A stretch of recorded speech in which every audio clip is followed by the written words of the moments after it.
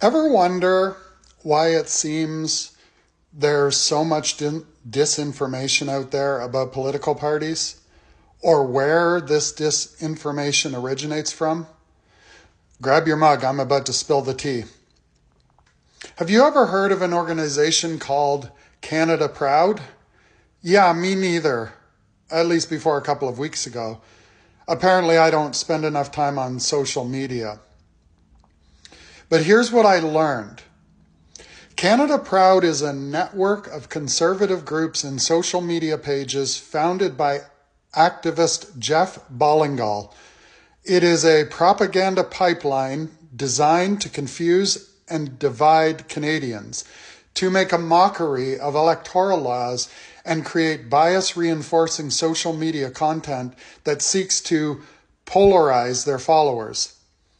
They've been credited with helping Doug Ford win the premiership in Ontario in 2018 by attacking Liberal Premier Kathleen Wynne, later shifting its focus to NDP candidate Andrea Horwath as the NDP rose in the polls.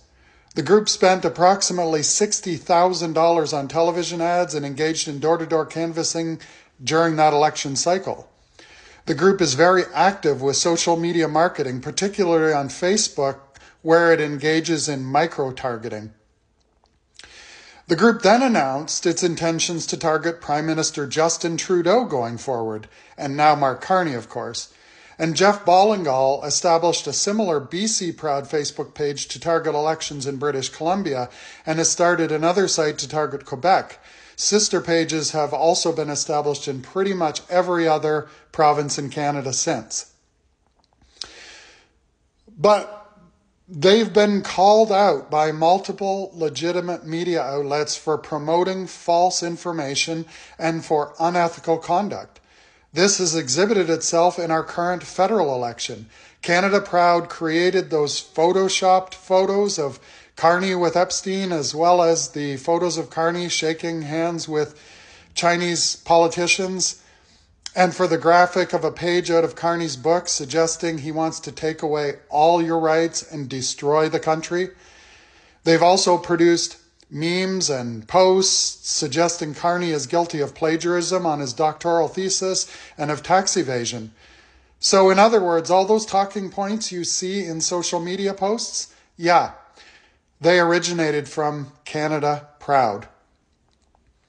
Ballingall operates a company called Mobilize Media, a public relations company that, and I quote, creates compelling social media content that influences public opinion. Influences public opinion. Clients included Aaron O'Toole, a 2020 leadership candidate for the Conservative Party, and, you guessed it, Pierre Poilievre. So, where do they get their money and why is that important?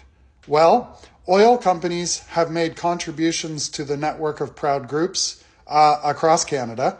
Other major contributors include the Manning Centre, which is a think tank founded by Reform politician Preston Manning, and the pro-oil advocacy group called Modern Miracle Network, a Calgary-based company spearheaded by Michael Binion, a petroleum CEO who promotes the industry and attacks critics on social media.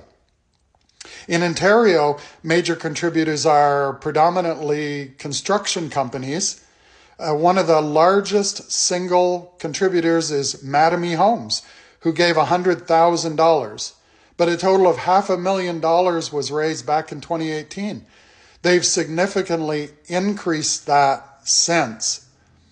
Now here's why that's important, or why it's unethical.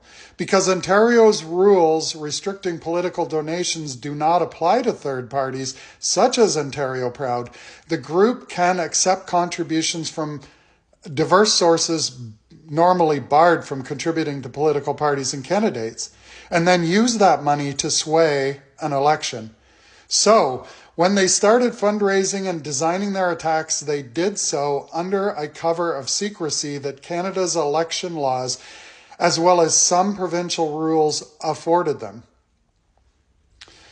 According to their own website, quote, during the 2019 election, Canada Proud registered as a third-party advertiser and spent over $350,000 on ads mobilizing opposition to Trudeau after receiving over 4,000 donations from supporters. Canada's National Observer reported that, quote, the pages masquerade as community groups sharing lighthearted posts about local issues. However, experts warn, pages like these can undermine democracy.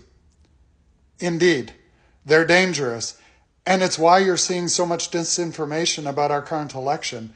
It's designed that way to sway opinion in favor of the Conservatives. PP is well aware of their influence, and he's okay with it, because all he wants to do is get elected. Peace out. And if you're not already following me, you should. It's going to be a ride.